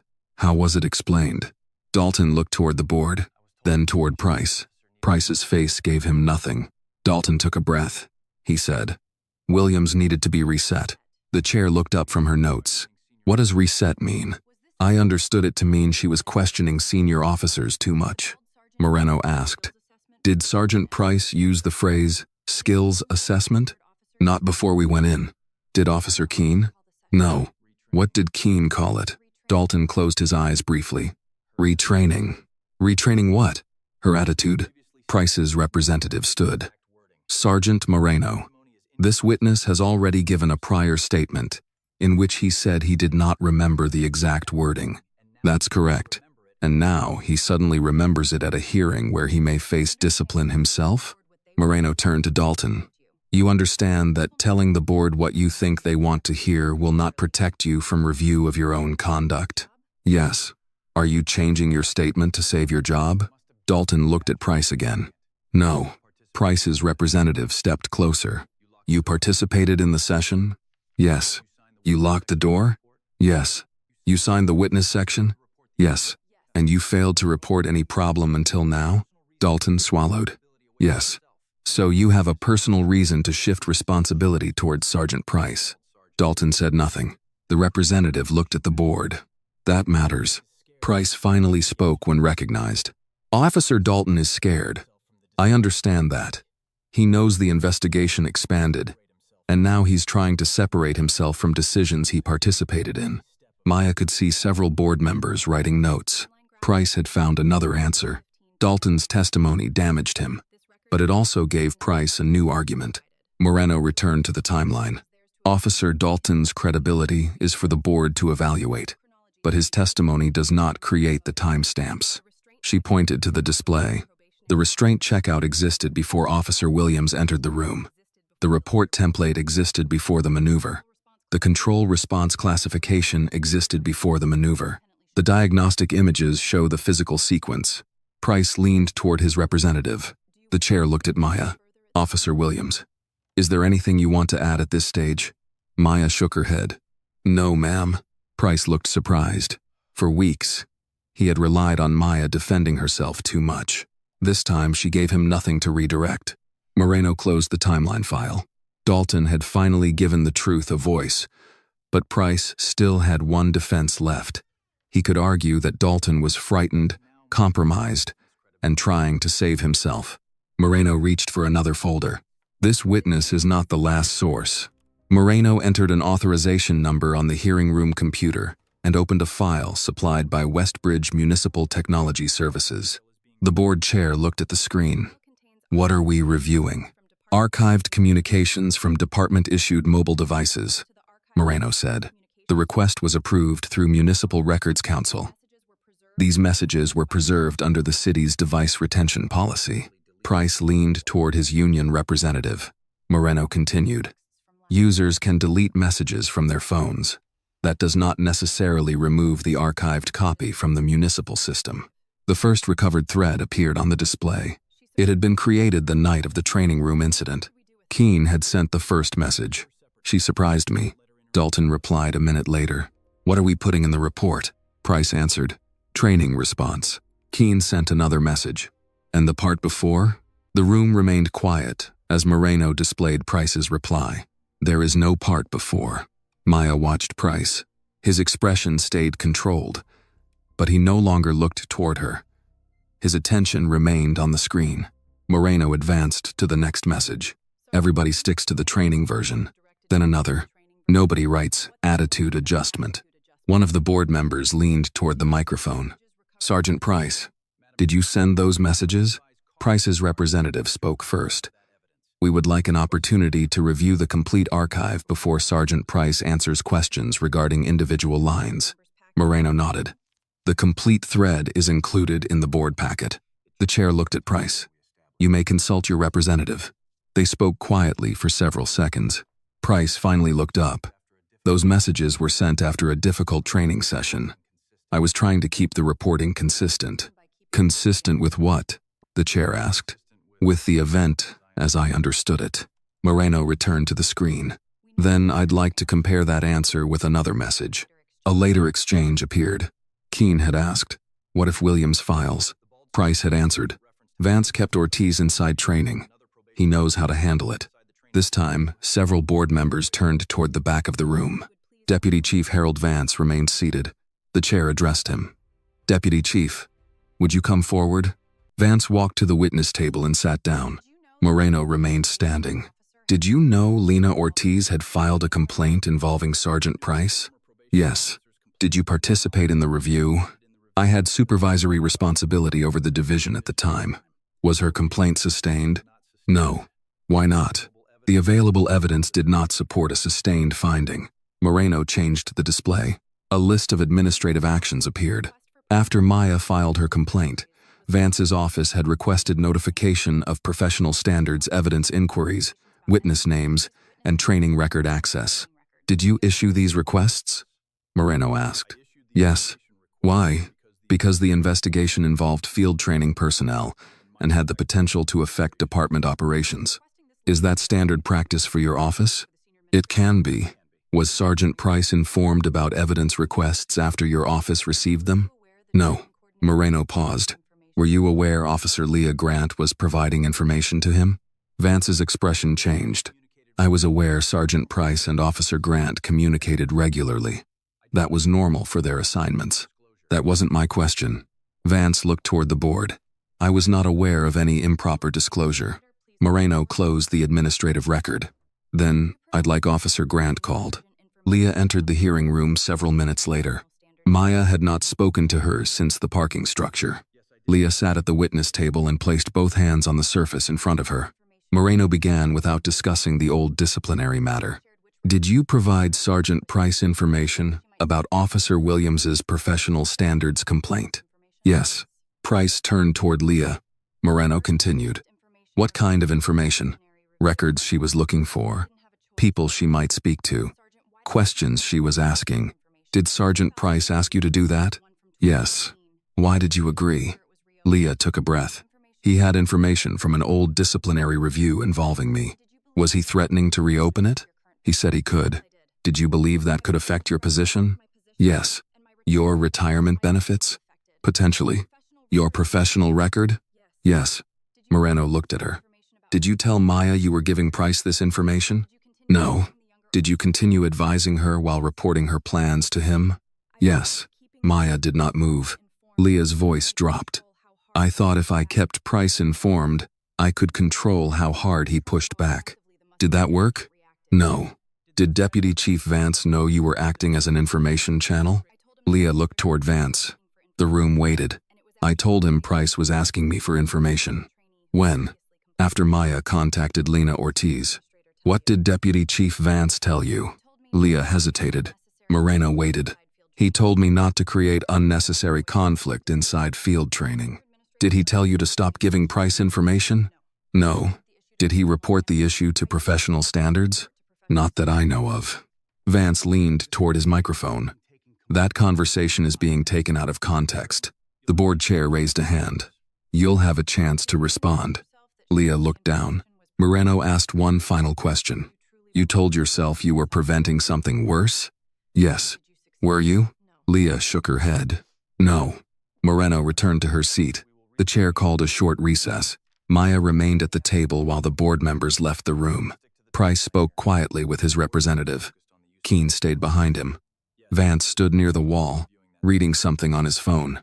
Leah remained alone at the witness table until an administrative officer escorted her out. Dalton approached Maya but stopped several feet away. I should have said it earlier. Maya looked at him. Yes. He accepted the answer and walked away. The board returned 20 minutes later. The chair opened the decision. The recommendation to terminate Officer Maya Williams's probation is suspended effective immediately. Maya kept her hands on the table. The chair continued. Based on the evidence presented today, the board is referring matters involving Sergeant Nolan Price, Officer Travis Keene, Officer Eric Dalton, Officer Leah Grant, and Deputy Chief Harold Vance for independent administrative review. Price's representative began writing. The chair read the interim orders. Price was removed from all supervisory authority pending investigation. Keene was removed from field training duties. Dalton's conduct and prior statements would be reviewed. Leah was suspended from her training coordinator position pending findings regarding unauthorized disclosure. Vance's involvement in the handling of current and prior complaints would be reviewed outside his chain of command. The chair then looked directly at Maya. This board is not making final disciplinary findings against those individuals today.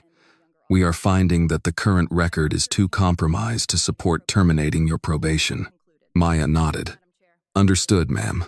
The hearing ended without applause. As people began gathering their documents, Moreno walked over to Maya. For weeks, nearly every answer had created another question. This time, the process had finally stopped asking Maya to prove everything by herself. The messages had not replaced Dalton's testimony. Dalton had not replaced the diagnostic images. The old complaints had not proved what happened in Training Room B. Leah's admission had not established every action Vance took. Together, they showed something no single record could show alone. The story Price had written depended on keeping every piece separate. Once the pieces were allowed to exist in the same room, his version could no longer hold them all. The independent review lasted several weeks. Maya returned to administrative duty while investigators separated the misconduct findings from her probationary record. Moreno no longer handled every part of the case because several issues had been transferred outside professional standards, but she continued receiving status reports. The first final decision involved Travis Keene. Investigators confirmed that he had participated in the unauthorized restraint session, supported Price's description of the event, and later repeated a verbal threat that the recovered records could not support. He was removed permanently from field training duties and entered a disciplinary separation process. Eric Dalton received a suspension. His eventual testimony had helped establish the sequence inside Training Room B, but the department also found that he had participated in the session, locked the door, signed an incomplete witness statement, and withheld information during his first interview. Dalton accepted the findings without appeal. When Maya saw him in the hallway after the decision, he stopped. "They're keeping me," he said. "I heard. I got suspended." Maya nodded. Dalton looked down for a moment. "I used to think staying quiet meant I wasn't choosing a side." Maya waited. "I was wrong." "Yes." He looked at her. She did not add anything else. Dalton accepted that and continued down the hall. Leah Grant lost her training coordinator position. The department found that she had disclosed information from an active complaint process to Price and had continued advising Maya while secretly providing Price details about Maya's next steps. Her old disciplinary issue was reviewed again, but the final findings focused on what she had done during the current investigation. Leah remained employed under formal discipline, but she was reassigned away from trainee evaluations and confidential complaint material. She sent Maya one message after the decision. "I'm sorry." Maya read it. She did not delete it, but she did not answer. Deputy Chief Harold Vance's review took longer. Investigators examined the current case alongside the older probationary complaints involving Price. They found that Vance had repeatedly allowed concerns about department reputation and training continuity to influence how complaints were routed and reviewed. In Maya's case, he had also requested information about evidence and witnesses that should have remained outside his supervisory control. He was placed on administrative leave. Several days later, the department announced that Vance would leave his position. There was no public ceremony, no farewell gathering inside the precinct. His office was cleared quietly. Nolan Price's case ended last. The final findings concluded that he had organized a coercive corrective session, used documentation to misrepresent its purpose, coordinated a common reporting version afterward, and used the probationary evaluation system in a way that compromised the integrity of Maya's training process. His employment with Westbridge Police Department was terminated. Maya learned the decision from Moreno. They were standing in professional standards when Moreno handed her the final notice. "That's it?" Maya asked. "For Price?" "Yes." Maya read the page. She had expected to feel more. Instead, she asked, "What happens to my evaluations?" "Already being corrected." "The termination recommendation?" "Removed." "My probation?" Moreno handed her a second document. "You return to field training next Monday under a new FTO. None of the officers involved in the investigation will have evaluation authority over you." Maya read the assignment. "That's all?" Moreno raised an eyebrow. "You want a parade?" "No." "Good. We don't have the budget." Maya smiled for the first time that morning. The department changed more than personnel. New field training procedures took effect before Maya returned to patrol instruction. Any physical remedial session now required a certified instructor who was not part of the trainee's direct evaluation chain. Probationary officers had to receive electronic notice before corrective training began. Core training records could no longer be altered by the evaluating supervisor once a session started. Training room video was mirrored to an independent municipal system. Complaints against a field training supervisor were routed directly to professional standards instead of returning through the supervisor's own chain of command. Evaluation rebuttals were stored separately from the field training system. The changes did not erase what had happened. They made it harder to repeat. Maya returned to field training the following Monday. Her new instructor did not ask her to explain Price. He handed her the daily assignment sheet and said, "Read it before you sign." Maya looked at him. He added, "That wasn't a joke." "I know." She read every page. Then she signed. Several months later, Maya completed probation. There was no promotion attached to it. She remained a patrol officer, exactly as she would have been if the dispute had never happened. That mattered to her. She had not fought to become special. She had fought to keep the opportunity she had already earned. On a cold morning near the end of winter, Maya returned to Training Room B for a defensive control class. This time, the door was propped open. A certified instructor stood at the front of the room, while a group of adult recruits practiced controlled positioning in pairs. Training restraints rested on the mat. The instructor called Maya forward. "Officer Williams is going to help with the next demonstration." One recruit raised his hand. "Officer Williams, what's the first rule when someone is trying to control your position?" Maya stepped onto the mat. "Don't fight where they're strongest. Find what they can't control." The instructor nodded. "Show them." Maya worked slowly with the recruit. She adjusted his stance, corrected his balance, and showed him how position could reduce the need for force. "No rushing," she said. "If you lose judgment, technique doesn't fix that." They repeated the exercise until the recruit performed it correctly. After class, Maya walked into the hallway. Moreno was waiting near the vending area with 2 paper cups. She handed one over. Maya took a drink. The coffee was still hot. "Better than the stuff downstairs?" Moreno asked. "Barely." Moreno smiled. They started walking toward the main offices. Behind them, the next training group entered the room. The door remained open. Nolan Price had once controlled the locked door, the restraints, the witnesses, the evaluation system, and the first official account of what happened inside that room. For a while, that had been enough. Then Maya stopped trying to defeat one version of the story with another. She built the record from separate sources that no single supervisor could control. The access logs, the vendor images, the report metadata, Dalton's testimony, the archived messages, Leah's admission. None had been enough alone. Together, they were. Maya had used the same principle that kept her standing when Price and Keene tried to control her in restraints. She did not keep pushing against the place where they held the advantage. She changed the position, and once the department could see the entire sequence, the paperwork Price had created to protect himself became part of the evidence that ended his career. The lesson stayed with Westbridge long after the investigation closed. Control without accountability was not leadership. It was fear with paperwork. The lesson from Maya's story is simple. Real leadership is not about forcing people to obey. It is about using authority with fairness, restraint, and accountability. The truth may be delayed, questioned, or buried under paperwork, but when people have the courage to protect it, it can still find its way into the light. Thank you so much for staying with us until the very end of this story. Your time and attention mean more than you may realize. We would also love to hear your thoughts. What did you think about the way this story was told? Was there a moment that stayed with you? Or something you believe could have been told better? Your feedback helps us improve every story we share. And if you have a powerful, meaningful, or unforgettable story of your own, we invite you to send it to the channel. Your experience may become the story that gives someone else courage, hope, or a reason to believe that doing the right thing still matters. This video is a work of fiction created with the assistance of artificial intelligence. All characters, events, and situations are not real and do not represent any actual people or true stories. The content is intended for storytelling and emotional illustration only.